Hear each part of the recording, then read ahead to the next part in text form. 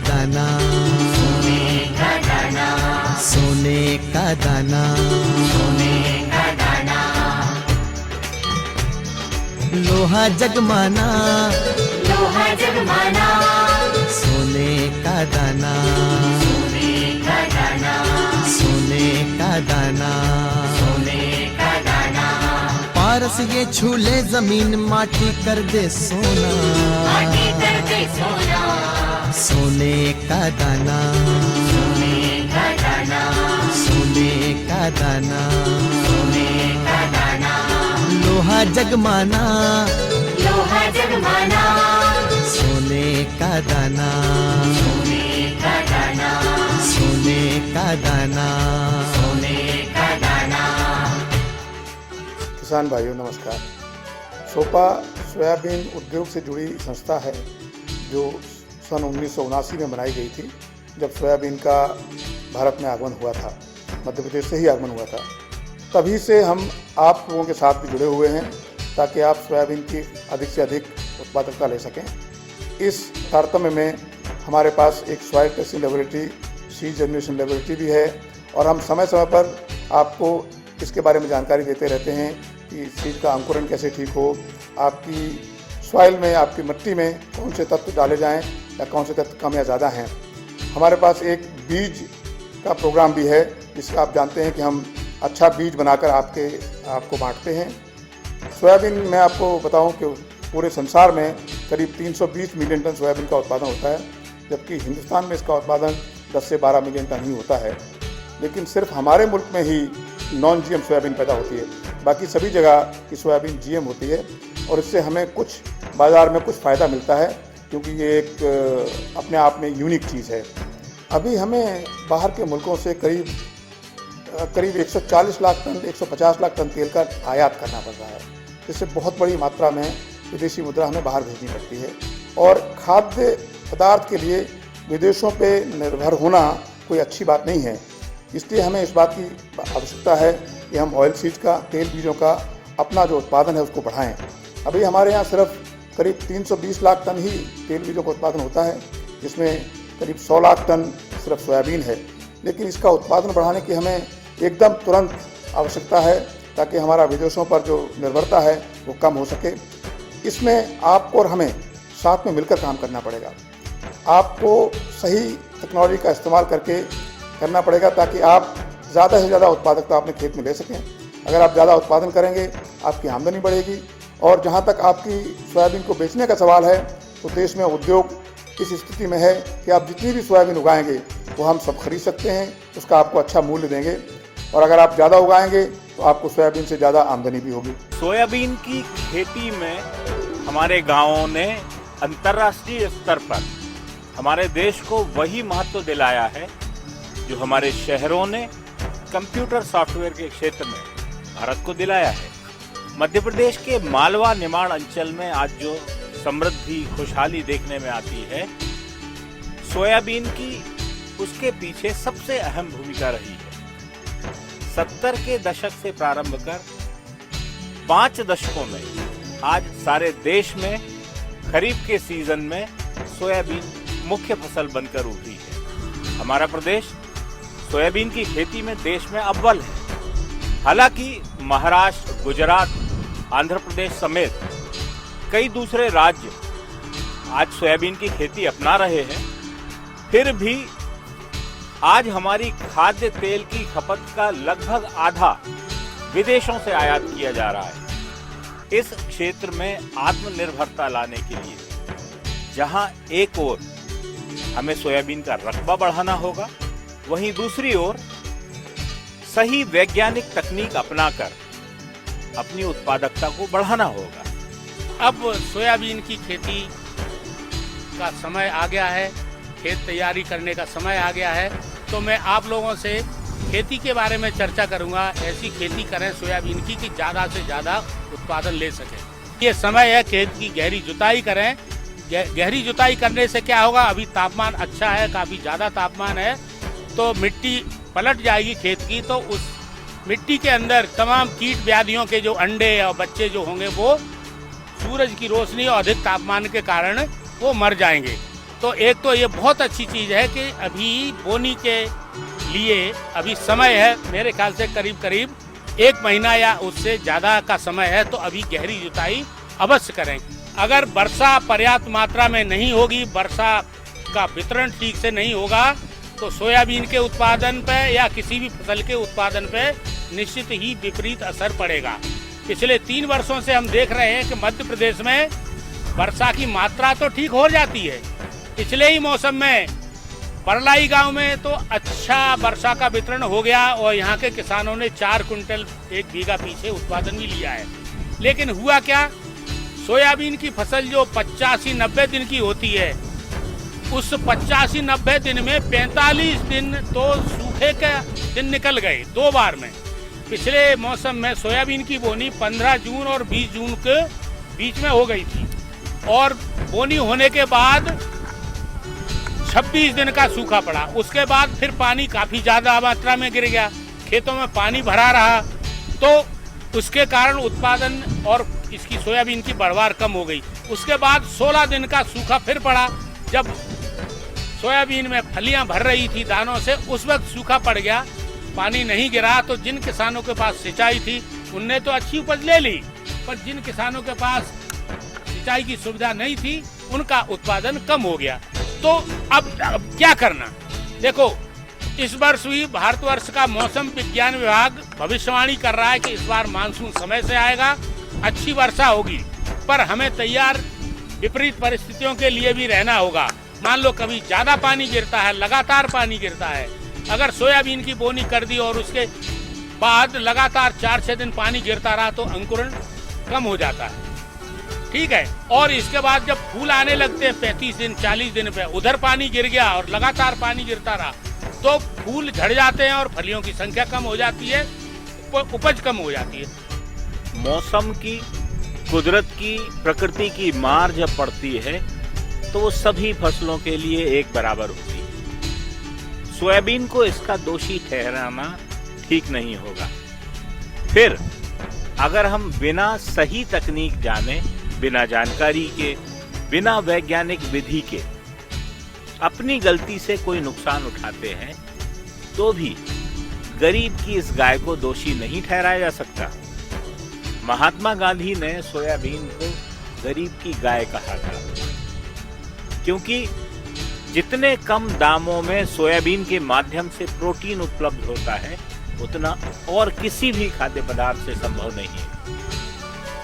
Soybean की उन्नत खेती से जुड़े किसानों के लिए, सोया से जुड़े उद्योगों के लिए और सोया के उपभोक्ताओं के लिए सोयाबीन एक वरदान सिद्ध हुई है। किसी भी फसल को हो, अगर आपको बचाना है तो सबसे पहले हम बीज से ही उसका प्रारंभ करते हैं।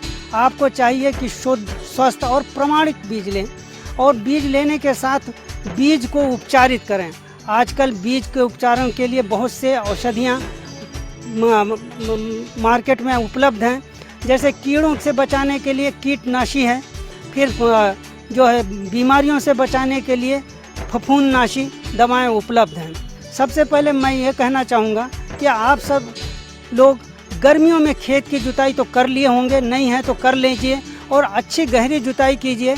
और उसमें जो कचरा निकलता है, जो खरपतवार निकलता है, देखने में यह आया है कि कई बार उसको आप लोग मेड़ पे छोड़ देते हैं या खेत में पड़े रहने देते हैं। तो सबसे पहले उनको आप इकट्ठा करके नाडेप में या गड्ढा खोद लें, उसमें जला दें या दबा दें।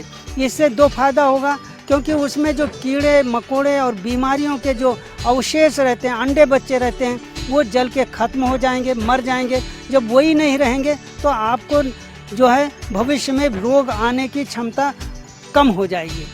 और फिर बीज उपचारित इसलिए बहुत आवश्यक है, जैसा आप जानते हैं कि हम अपने बच्चों को टिटनेस, DPT, OPV का टीका लगवाते हैं, तो इसलिए बीज को भी टीका लगाना अति आवश्यक है। उस समय एक तो बीज में टीका जो दवाएं लगाई जाती हैं वो कम से कम लगता है, आपकी लेबर कम लगती है और बीज की अंकुरण क्षमता बढ़ जाती है। इस तरह से आप बीज को उपचारित अवश्य करें। और फिर जो बताया जाता है जितना बीज की मात्रा उतना ही लगाएं, जिससे कि पौध की संख्या अधिक ना हो। क्योंकि देखने में यह आया है कि अगर पौध की संख्या अधिक होती है तो भी बीमारियों और कीड़ों का प्रकोप बढ़ जाता है। भाइयों, पिछले वर्ष और उसके भी पिछले 2 वर्षों में जो सोयाबीन को नुकसान हुआ है, उसके चलते कई स्तरों पर ये चर्चा होती है कि सोयाबीन का विकल्प ढूंढा जाए। मैं आपसे ये कहना चाहूँगा कि आज की तारीख में सोयाबीन जैसी नकदी फसल का कोई विकल्प हमारे पास में है नहीं, और सच बात तो ये है कि अगर विकल्प होता तो शायद आप उसे अपना चुके होते। पिछले 2-3 सालों में जो नुकसान हुआ है, तो मुझे नहीं लगता कि इससे हतोत्साहित होने की ज़रूरत है, क्योंकि अगर हमारे पास में सही टेक्नोलॉजी है और उसका आप उपयोग करते हैं तो कोई कारण नहीं है कि आप उत्पादन अच्छा नहीं ले पाएँ। विगत वर्ष ही 2015 खरीफ में भी, जहाँ पे कि कई क्षेत्रों में अच्छा खासा नुकसान हुआ था, लेकिन वहाँ पे भी जिन किसान भाइयों ने अच्छी तकनीक का प्रयोग किया, वहाँ पे उनको अच्छा उत्पादन मिला है। तो हतोत्साहित होने की ज़रूरत नहीं है, और मुझे पूरा विश्वास है कि किसान भाई, हमारे सोयाबीन उत्पादक किसान भाई बड़े जुझारू हैं और लगनशील हैं और मेहनती हैं। तो ज़रूर ही सोयाबीन को के उत्पादन की अच्छी से अच्छी तकनीकें जहाँ से भी उनको उपलब्ध हो सके, अच्छी से अच्छी तकनीकें अपनाएं और अच्छा उत्पादन लेने का प्रयास करें। पिछले कई बार आपको बताया जा चुका है कि खेत की तैयारी कैसे की जाती है, गहरी जुताई करना चाहिए। गहरी जुताई आमतौर पे 8 से 10 इंच तक गहरी करने के लिए बोलते हैं, लेकिन आमतौर पे देखा गया है कि जुताई करने के बाद में किसान भाई उसमें जो पिछली फसल के अवशेष हैं वो उसी में पड़ा रहने देते हैं या जला देते हैं। जलाना एक नुकसानकारक क्रिया तो है ही, इसको जलाने की बजाय थोड़ा सा उसमें श्रम लगाकर इनको अगर इकट्ठा करवा लें और इनको हम खाद बनाने का अगर इनसे सिलसिला शुरू कर दें तो मेरे ख्याल से बहुत उपयोगी होगी। सोयाबीन की बोनी पूर्ण मेड़ पद्धति में यदि करें, मतलब जिस तरह से आलू बोते हैं, आलू मेड़ पे गरड़ पे लगाया जाता है, उस तरह से सोयाबीन को भी उसी तरह से बोएं तो ये होगा, अगर पानी लगातार भी गिरता है तो गरड़ के ऊपर बोई ही सोयाबीन पर ज्यादा पानी का असर नहीं पड़ेगा और पूर्ण में जो पानी रहेगा वो जमीन के भीतर रिस के जाएगा, यानी जल का यथास्थान संरक्षण होगा, जिसको अंग्रेजी भाषा में इन सिटू वाटर कंजर्वेशन कहते हैं। तो पहली पद्धति कौन सी है? पूर्ण मेड़ पद्धति। दूसरी पद्धति है चौड़ी क्यारी कूण पद्धति। 3 फीट 4 फीट की चौड़ी क्यारियां बना ली जाती हैं और उसके ऊपर सोयाबीन की 4-5 कतार बो दी जाती हैं और उसके हर 4-5 कतार के बाद एक कूण रहता है, तो वो जल निकास का काम करता है। तो ऐसी विपरीत परिस्थितियां 2 तरह की, एक तो या तो ज्यादा पानी गिरे, है ना, तो इन परिस्थितियों में भी ये जो कूण मेड़ पद्धति है या चौड़ी क्यारी कूण पद्धति है, उसमें फसल बर्बाद नहीं होगी, ज्यादा उत्पादन मिलेगा। दूसरा इसका लाभ ये होगा, कूणों के माध्यम से पानी ज्यादा होने पर धीमी गति से बहेगा, वो मिट्टी का कटाव नहीं करेगा और जल का संरक्षण होगा।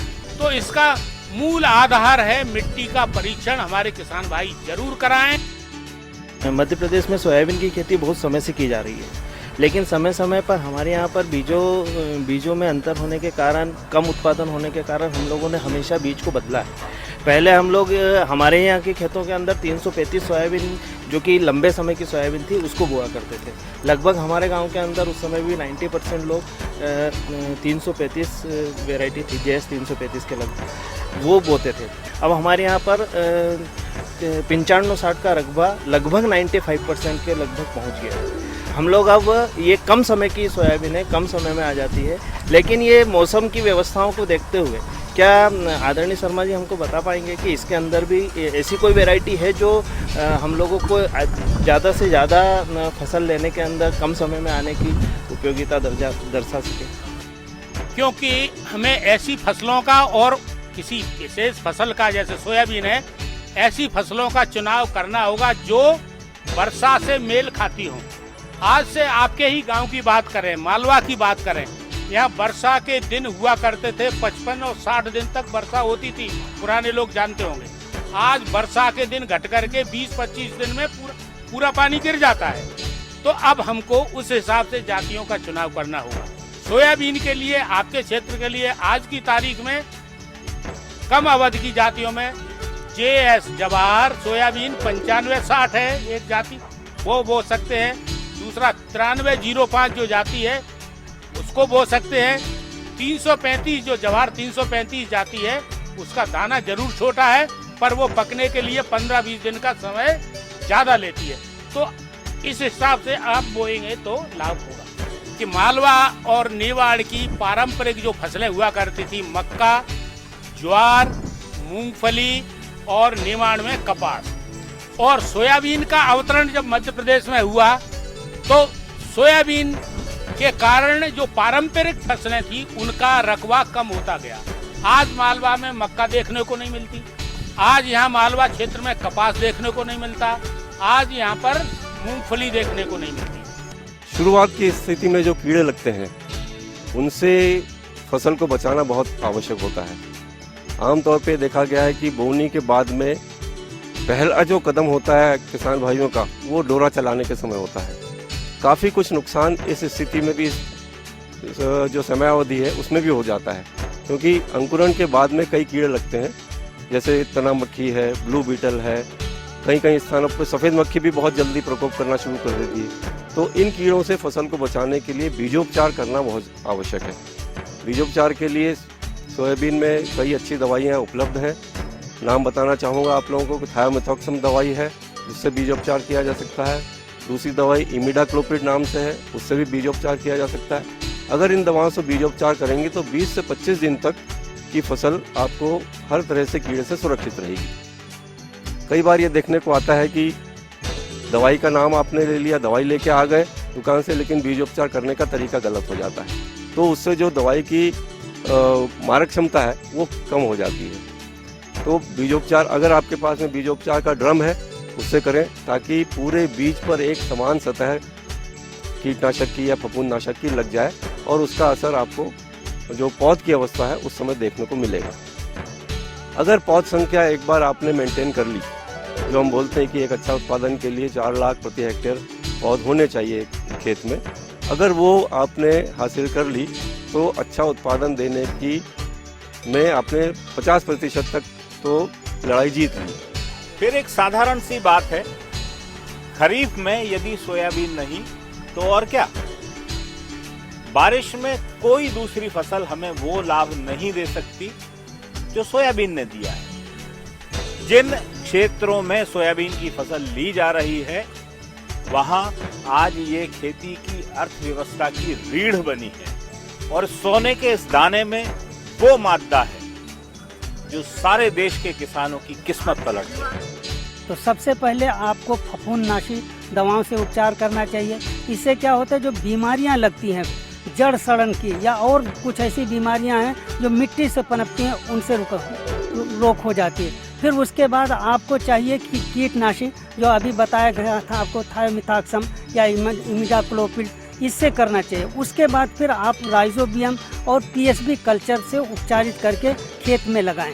मैं एक चीज़ और बताना चाहूँगा कि आप इसमें थोड़ा धैर्य रखिए। ये नहीं कि अभी हमें बुआई करनी है तो तुरंत, आप चाहें तो करीब 20-25 दिन पहले भी बीज उपचारित करके ठंडे जगह में रख सकते हैं। इससे क्या होगा, आपका एक तो समय बचेगा और आपको जल्दी नहीं रहेगी कि बारिश हुआ और तुरंत आप बीज लगाएं, बुआई करें। तो अगर आप 20 से 25 दिन पहले भी उपचारित करके रखेंगे तो आपको उसी तरह का लाभ होगा जैसा आप तुरंत करके लगाते हैं। देखिए, किसी भी चीज़ का अति होना बहुत लाभदायक नहीं होता है। हम ये देख रहे हैं कि हमारा मध्य प्रदेश जो सोयाबीन राज्य कहलाता है, पिछले करीब 30 वर्षों से किसान भाई सोयाबीन लगा रहे हैं। हमने जो अनुसंधान किए हैं हमारे संस्थान में, उससे ये स्पष्ट तय हो जाता है कि इसका चक्र, जो फसल चक्र है, उसको अपनाना बहुत आवश्यक है। फसल चक्र में आमतौर पर पहले जो फसल चक्र होते थे 1 वर्षीय फसल चक्र होते थे, अब तो हम बात करते हैं 2 और 3 वर्षों के फसल चक्र की। इसका मतलब कि कम से कम 2 या 3 साल में आप किसी एक खेत को सोयाबीन से मुक्त रखें, उसमें कोई दूसरी फसल लगाएं, अगले साल किसी दूसरे खेत को सोयाबीन मुक्त रखें, उसमें दूसरी फसल लगाएं, तो ये आपका 2 साल और 3 साल का फसल चक्र हो जाता है। इसका कहने का मतलब यह है कि इसके पीछे जो वैज्ञानिक कारण यह है कि लगातार एक ही फसल एक ही खेत में लगाते रहने से उसके जो रोग हैं, उसके जीवाणु हैं, उनके कीड़ों के अंडे हैं, वो लगातार उसी खेत में पनपते रहते हैं और हर आने वाली फसल को नुकसान करते हैं। तो फसल चक्र करना बहुत आवश्यक है। इसके साथ एक चीज़ और बताना चाहूँगा कि फसल चक्र तो आप अपनाएं ही, बल्कि मैं तो ये कहूँगा कि अगर आपके पास 4 एकड़ की ज़मीन है तो एक एकड़ में अलग अलग किस्म के लगाइए। उससे आपको एक तो ये फ़ायदा होगा कि आपको बोने का समय अच्छा मिल जाएगा, कटाई के समय, क्योंकि कुछ जातियाँ हैं जो जल्दी पकती हैं तो आपको समय मिलेगा। दूसरी बात, जो हमारे रोग और कीटाणु हैं तो कुछ जातियों पे उनका प्रकोप ज़्यादा होता है। तो अगर आपने मान लीजिए एक ही किस्म लगा दी कोई भी, तो अगर उसमें कोई बीमारी या कीट का प्रकोप होगा तो सब के सब पूरा नष्ट हो जाएगा। लेकिन अगर आपने 4 किस्में लगाई हैं तो किसी में कम नुकसान होगा, किसी में ज़्यादा नुकसान होगा। फिर दूसरी बात, अगर आप पूरा फसल चक्र नहीं अपना पाते हैं तो आप ऐसा कीजिए कि एक हिस्सा को मतलब 1 एकड़ छोड़ दीजिए ज़मीन को, फिर उसमें दूसरे साल दूसरे हिस्से को छोड़ दीजिए, तीसरे साल तीसरे, इस प्रकार का आपके पूरा क्षेत्र में पूरे एक साल में कुछ ना लगा के या एक फसल लगा के या एक फसल चक्र लगा के जो है ना लगा के, बल्कि क्या होगा कि आपको एक जो हिस्सा छोड़ेंगे उसमें तीसरे चौथे साल उसका नंबर आएगा और आपके सोयाबीन फसल को भी अच्छी आएगी और आपको कोई मतलब हानि नहीं होगा, आर्थिक हानि नहीं होगी। किसान भाइयों, हमारे देश का सोयाबीन नॉन जीएमओ होता है, यानी जेनेटिकली मॉडिफाइड नहीं होता। अंतर्राष्ट्रीय बाजार में हमारे इस नॉन जीएमओ सोयाबीन का सबसे अच्छा मूल्य मिलता है। ये बड़ी बड़ी बातें छोड़ दें, हम तो अपनी बात करें। क्या खरीफ में हमारे पास सोयाबीन से बेहतर कोई विकल्प है? क्या बारिश में कोई दूसरी फसल हमें वो लाभ दे सकती है जो सोयाबीन ने दिया है? क्या खाद्य तेल के उत्पादन में हमारे देश को आत्मनिर्भर नहीं होना चाहिए? क्या अपनी मूलभूत जरूरतों की चीजों के लिए दूसरे देशों पर निर्भर रहना हमारे या हमारे देश के हित में हो सकता है? पिछले 3 सालों में सोयाबीन को बहुत ज़्यादा नुकसान हुए हैं। 2012 में हमारे यहाँ पर रिकॉर्ड प्रोडक्शन हुआ था, करीब 14.67 मिलियन टन। उसके बाद से हमारे यहाँ पर प्रोडक्शन कम होता गया। 2013 के अंदर करीब 11.8 मिलियन टन हुआ, 2014 के अंदर करीब 10.5 मिलियन टन हुआ और 2015 के अंदर तो जो प्रेडिक्शन है वो 7 से 8 मिलियन टन ही कह रहे हैं। तो सोयाबीन का प्रोडक्शन तो कम हुआ है, लेकिन इसके अंदर जो मेन वजह थी वो क्लाइमेट चेंज, जो भी हमारे वातावरण में परिवर्तन आ रहे हैं वो एक मेन वजह रही है इसकी, और इस वजह से ये सब कम हुआ है जो भी प्रोडक्शन इसका है। लेकिन मैं आपको ये बताना चाहता हूँ कि हमारे पास में जो प्रोडक्शन टेक्नोलॉजी है, अगर आपने उसको पूरी तरह से फॉलो किया होता तो ये जो नुकसान हुआ है, बहुत ज़्यादा नुकसान हुआ है, वो आपका नहीं होता। जैसे कि हम कहते हैं कि आप सोयाबीन की मोनो वैरायटी कल्चर को मत अपनाइए, मतलब एक ही वैरायटी को अपने खेत में मत लगाइए, कम से कम 2-3 वैरायटी लगाइए। लेकिन हमने देखा है कि ज़्यादातर किसान एक ही वैरायटी लगाते हैं। JS 9560 पूरे मध्य प्रदेश के अंदर लगी हुई थी तो वही लगी हुई थी, या JS 9305 है तो वही लगी हुई है। आप 2-3 वैरायटी लगाइए, जैसे 9305 है, JS 9560 है, अब नई वैरायटी रिलीज़ हुई है जैसे JS 2029, JS 2034। तो इससे आपको थोड़ा सा जो क्लाइमेट में जो भी परिवर्तन हो रहे हैं उससे सारी वैरायटी एक जैसी अफेक्ट नहीं होती है। दूसरा, हम कहते हैं कि आप सोयाबीन को जो है BBF पे लगाइए या रिच फरो पे लगाइए। इससे आपको ज़्यादा बारिश हो रही है तो भी आपकी फसल बच जाएगी, और अगर बहुत कम पानी हो रहा है, ड्राउट हो रहा है, तो उसमें भी आपकी फसल बच जाएगी। हमारे पास में पूरी मशीनें हैं BBF बनाने के लिए, रिच फरो बनाने के लिए, सोइंग करने के लिए, लेकिन अभी भी बहुत कम 10% किसान ही मुश्किल से उसको रिच फरो पे या ब्रॉडबीट फरो पे लगा रहे हैं। हम कहते हैं कि आप उसको क्रूशियल स्टेज पे एक पानी इरिगेशन की ज़रूरत होती है, अगर पानी नहीं आया तो, खास करके सीड फील्ड स्टेज के ऊपर। मैंने देखा है कि किसानों के खेतों में पानी होते हुए भी वो सोयाबीन की फसल को पानी नहीं देते हैं। तो अगर आप एक पानी दे दें अगर उस टाइम पे सीड फील्ड के स्टेज के ऊपर, तो आपका कम से कम 20-25% जो रिडक्शन हुआ है वो आपका कम हो जाएगा, आपकी सोयाबीन की प्रोडक्टिविटी बढ़ जाएगी। कीड़े मकोड़ों का भी बहुत ज़्यादा पिछले साल जो है नुकसान पहुंचाया उन्होंने। दरअसल किसान देखने नहीं जाता है खेत के अंदर कि कब कीड़े लग रहे हैं, कौन सी बीमारी लग रही है। आप इन सब पे ध्यान रखें तो शायद इससे भी बचा जा सकता है। खरपतवार नाशक भी हमने बहुत सारे रिकमेंड किए हैं, उसके आप मैन्युअली भी निकाल सकते हैं, उस पर भी ध्यान नहीं दिया। और भी कई सारी सीड इनोकुलेशन है, जैसे हम कहते हैं कि आप बीज उपचार करिए, खास करके राइजोबियम के साथ में। लेकिन उससे ज़्यादा इम्पॉर्टेंट है कि आप फंजीसाइड का और जो इंसेक्टिसाइड है, खास करके थायोमेथॉक्सिन का प्रयोग करिए। उससे आपकी फसल को कम से कम 30 दिन तक तो कोई कीड़ा नहीं लगेगा। तो अगर आप इन सब चीज़ों को, और भी जितनी भी सारी टेक्नोलॉजी जो हमारे जो वैज्ञानिक हैं आपको सबको बताएंगे इस पीरियड के अंदर, और उसके अंदर अगर आप इन सब चीज़ों को फॉलो करेंगे तो मुझे नहीं लगता है कि आपकी फसल कम हो सकती है किसी भी तरीके से। दूसरा ये है कि इस साल जो मौसम विभाग ने जो प्रेडिक्शन दिए हैं आगे आने वाले भविष्य में जो हमारी बारिश होने वाली है, उसके ये है कि 106%, 110% के करीब बारिश होगी। तो मुझे उम्मीद है कि अगर आप टाइम से उसकी सोइंग करेंगे और टाइम से खाद वगैरह देंगे, मल्टी वैरायटी कल्चर का उपयोग करेंगे, और जितनी भी मेरी टेक्नोलॉजीज़ अगर आप उन सबको फॉलो करेंगे तो आप सोयाबीन के प्रोडक्शन को आप अच्छा ले पाएंगे। तेल की जहाँ तक बात है, हमारे देश के अंदर बहुत खाने का जो तेल है उसको करीब 60% हम इस बार इंपोर्ट कर रहे हैं, आयात कर रहे हैं। और सोयाबीन का इसमें बहुत ज़्यादा महत्वपूर्ण योगदान है। करीब ये 25% जो हमारे यहाँ सोयाबीन जो ऑयल होते हैं उसके अंदर ये योगदान देता है।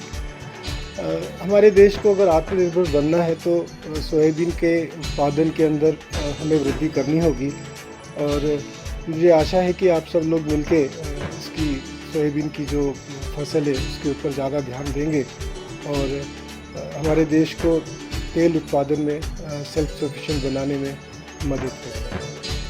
हमारे इस कार्यक्रम सोने का दाना के माध्यम से हम निरंतर आपके संपर्क में हैं और सोयाबीन की उन्नत खेती से जुड़ी हर संभव जानकारी सही समय पर आप तक पहुंचाने के लिए प्रतिबद्ध हैं।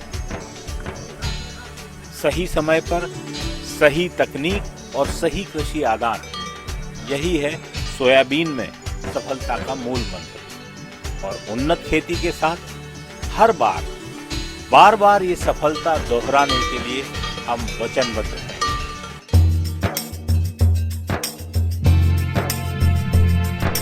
सोने का दाना, सोने का दाना, लोहा जगमाना, सोने का दाना, हाँ फिर सोने का दाना। पारत छूले ये जमीन माटी कर दे सोना, सोने का दाना, सोने का दाना, लोहा जगमाना, सोने का दाना, सोने का दाना।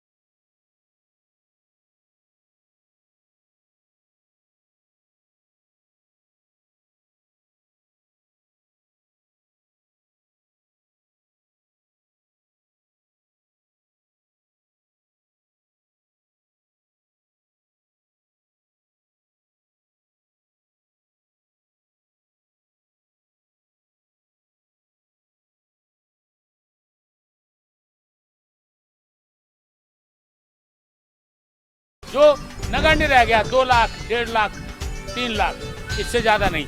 और इसका श्रेय जाता है सोयाबीन को।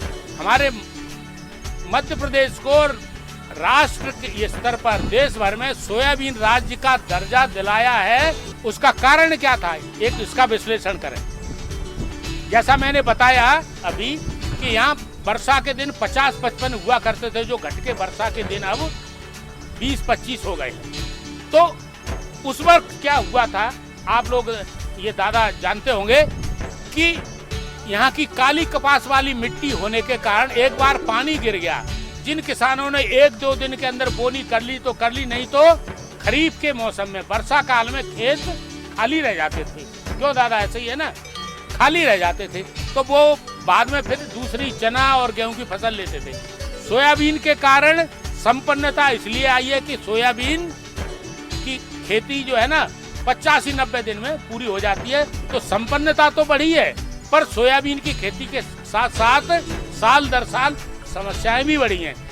जैसा आपने बताया, सोयाबीन में मकड़ी की समस्या भी है, और दूसरी ओर जो इल्ली की समस्या है, वायरस की समस्या है, वायरस की समस्या जो सफेद मक्खी के द्वारा होती है वो है।